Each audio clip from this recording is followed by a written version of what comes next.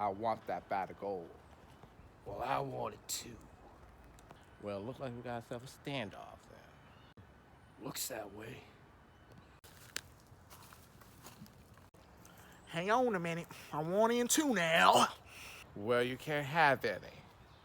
Says who, boy? Says me, boy. Well then, looks like we got ourselves a Mexican standoff.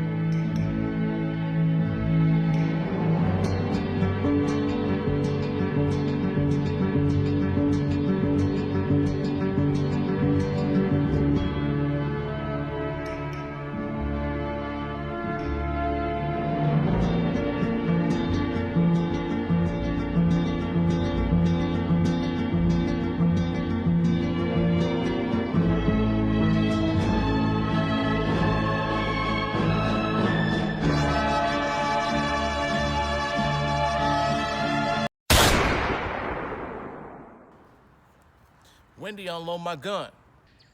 Last night.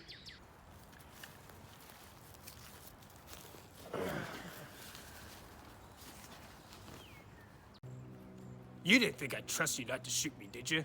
You see, there's two kinds of people in this world. Those with loaded guns, and those who dig. You dig. I promise you half, you get it. Come on.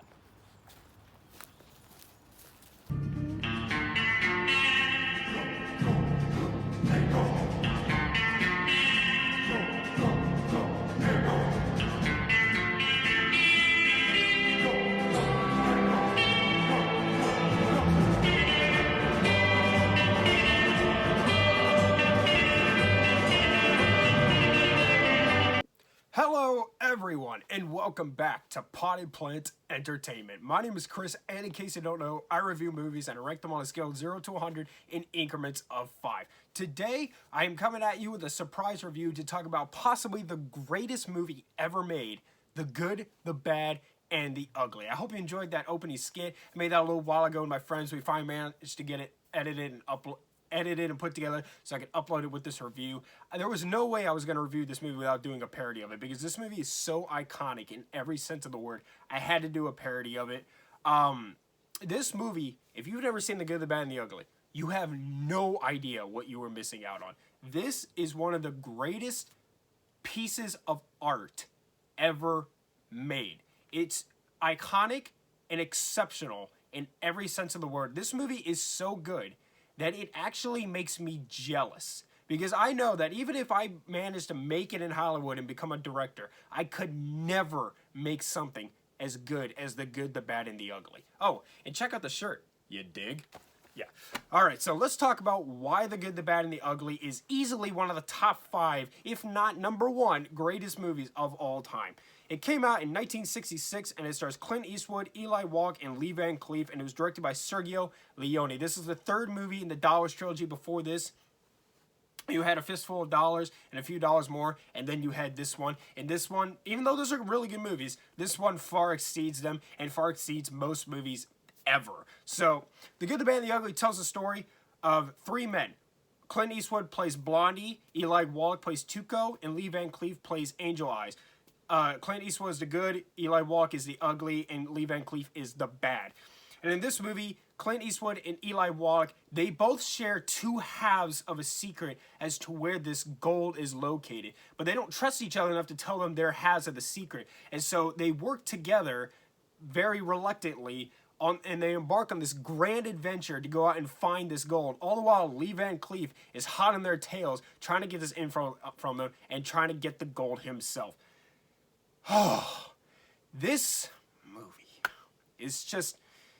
I've already gone on about how good this movie is. So let's just get into the pros. So for one thing, the character introductions, and by the way, in this video, you're going to hear me say of all time and iconic a lot because this really is one of the greatest films ever made. So I apologize if that gets annoying, but I am probably going to be saying it a lot. The character introductions are some of the greatest of all time.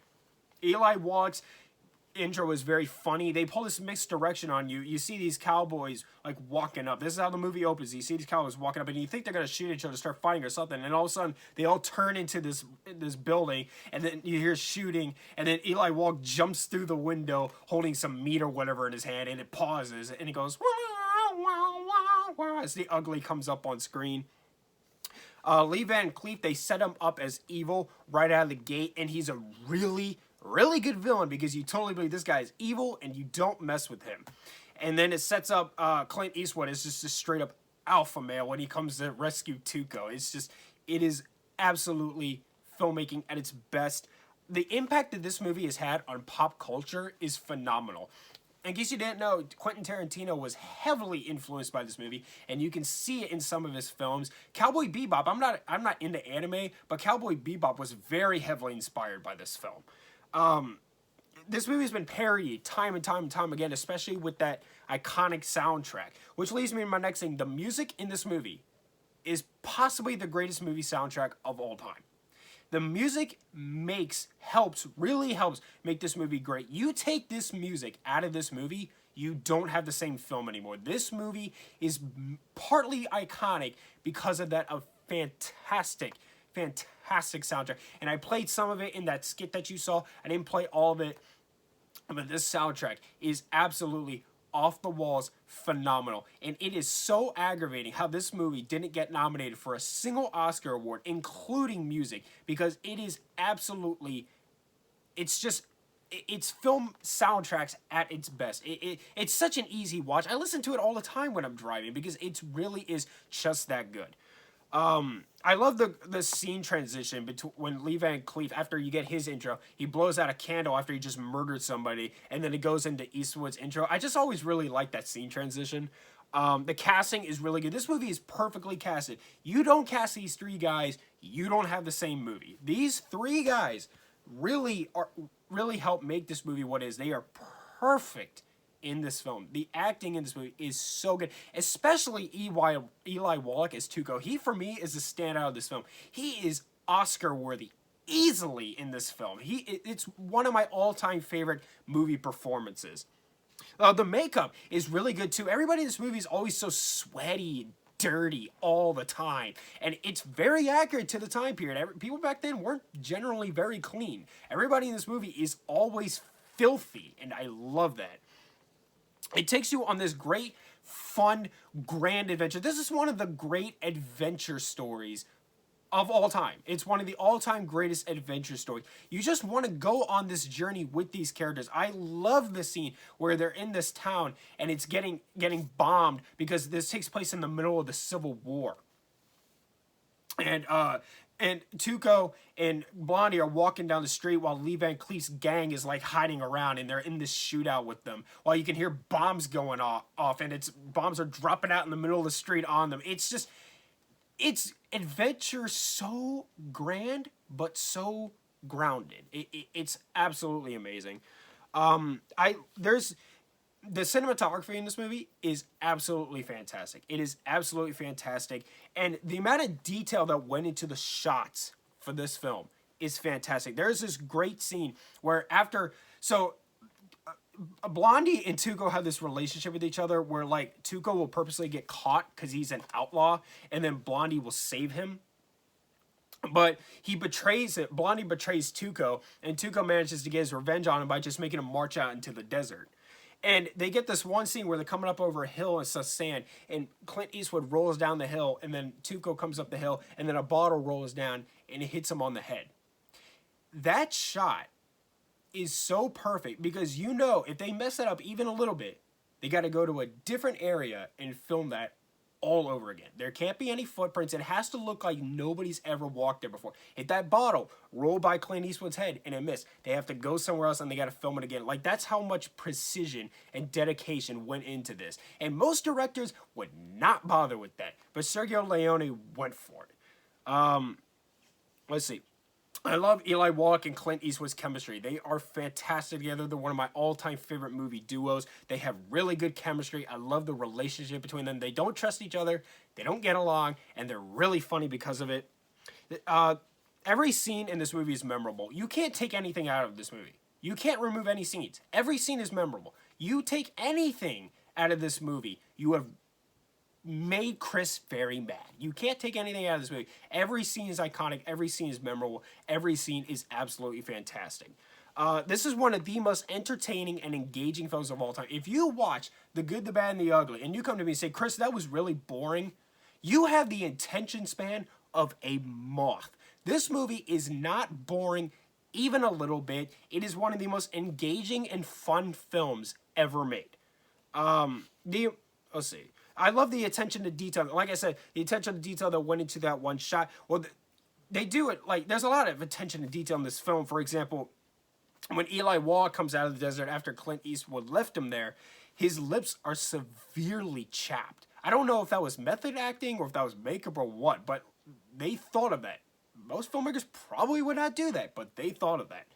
I love the set designs. This movie really looks like it took place in the Civil War. I don't know if they built all of them or if they went to some like old like relic Civil War towns to film this or what. But this movie really does, you completely buy that this movie takes place in that time period. All the characters are great. This is like these three characters are some of my favorites. These three are just some of the most endearing, good, bad, and mostly bad characters that you just ever see. They are just so endearing, and you love to watch them. Lee Van Cleef is a fantastic villain. Tuco has this bad relationship with his brother that they briefly go over in one scene in this film, and that scene really adds some good depth to the character. You understand a little bit more about why he's gone down the path that he's chosen in life. Clint Eastwood's character, you never really learn much about. He's very mysterious, and in that way, I don't really mind it that way. There's this one scene where Tuco gets captured by Lee Van Cleef, and he gets beat up by like this dude who's like working under him, and that scene was revolutionary because back then, you watch like fight scenes in old westerns back then, and you compare them to like fight scenes now, you can definitely see the difference. Not that they don't always hold up, but it's just they weren't filmed or choreographed near as well as fight scenes are now. But this movie that came out in the dead middle of the 60s during that time period revolutionized film fight scenes. I mean, that when Levi Wallach is getting beat up in that scene, it looks real. It is really, really advanced for the time period. I'm willing to bet that you show this movie to people who have no idea when it came out and really aren't going to do the math to figure out how old Clint Eastwood is now. I'm willing to bet you they probably say that this was made sometime in the 80s. Like this, that's how ahead of this time this film was. There's this great war sequence in the film when Tuco and Blondie, they get captured again by some Union soldiers, and they're going through their camp, and they're being told, we're gonna fight for that bridge, and then this war breaks out between the Union and Confederacy. It's really, really good. It's really, really awesome, epic filmmaking. I love the scene where Tuco finally finds the graveyard, and he's looking for the grave, and that amazing score by Ennio Morricone, I think is how it's said. That amazing score is just blasting over it, and he's running around, and the camera's following him, and you got that amazing score on top. It makes me jealous. It's just filmmaking at its best. The ending is one of the all-time greats. It's kind of simple. It's the three of them standing around waiting to shoot each other, but you put that amazing music on top of it, and it's iconic. And it's one of the best endings to a film of all time. The costuming is really good. Like, here's another great example of the detail. Tuco has these really cool rings that I always like that they put on him, that he probably stole. Let's see.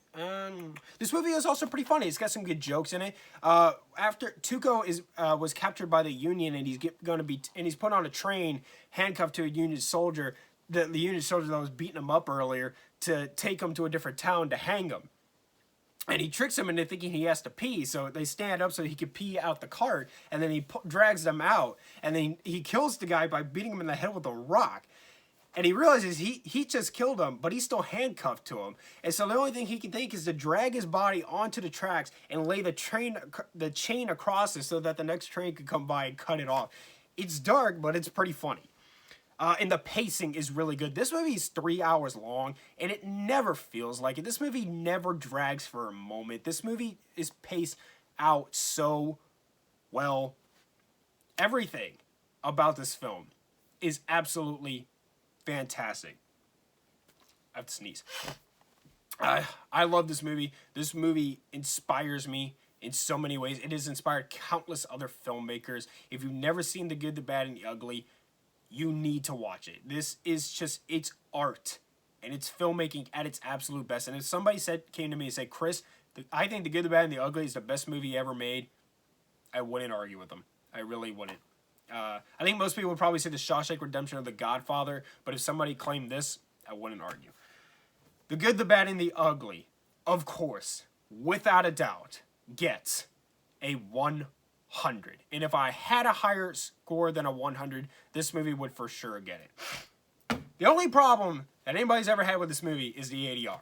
The ADR, the lip dubbing, can be off at times.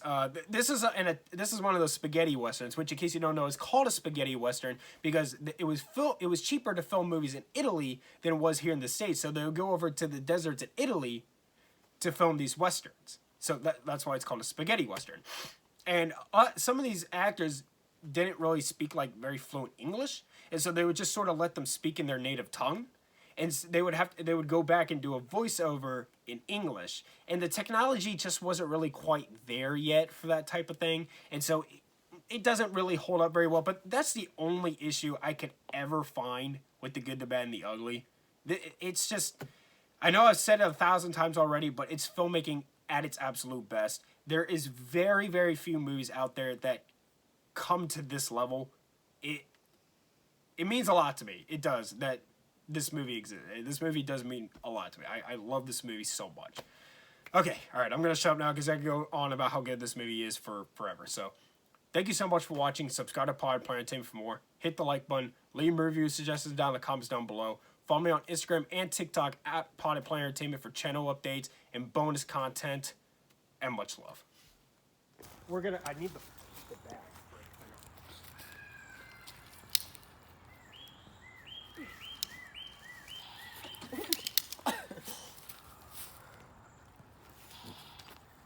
We have the two legends.